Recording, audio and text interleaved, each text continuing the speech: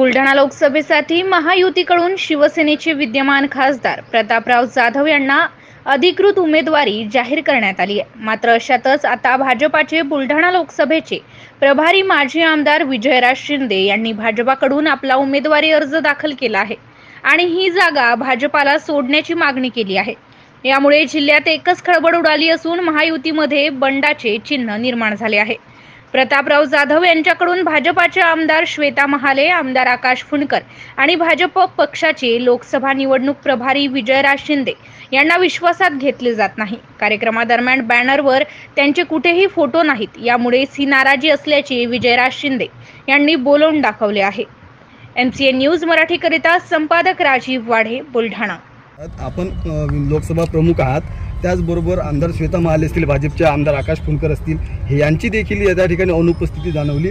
काय नेमकी खतखत, काय नाराजी, काय नेमकी हे आपण शिंदे गटाच्या उमेदवारांना, शिंदे गटाच्या पक्षप्रमुखांना आपण विचारलं पाहिजे की 6 विधानसभेमध्ये संवाद मेळावे झाले महायुतीचे।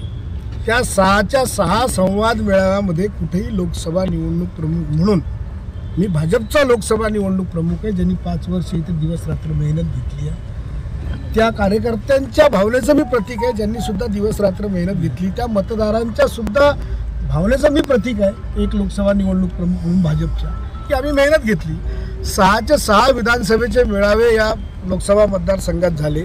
त्या ठिकाणी 6 ठिकाणी लोकसभा निवडणूक प्रमुख म्हणून माझं कुठं नाव नव्हतं, कुठे माझा फोटो नव्हता। हा एक प्रकारे भाजपला, भाजपच्या पदाधिकाऱ्यांना, भाजपच्या मतदारांना आणि कार्यकर्त्यांना अपमानित आणि अवमानित करण्याचा प्रकार झाला।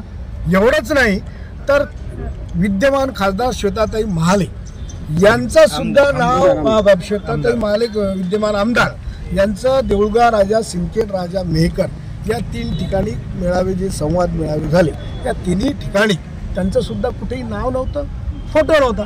माझं तर 6 ठिकाणी नव्हतं, त्यांचं त्या 3 ठिकाणी सुद्धा नाव नव्हतं। आणि खऱ्या अर्थानं जर हे संवाद मेळावे घ्यायचे आहेत तर पहिले महायुतीमधल्या 15 घटक पक्षांच्या आपसातल्या मैल जे असेल ते दूर करून कुठेही एकमेकाचं मन दुखणार नाही अशा प्रकारे खऱ्या अर्थानं हे संवाद मेळावे व्हायला पाहिजे होते।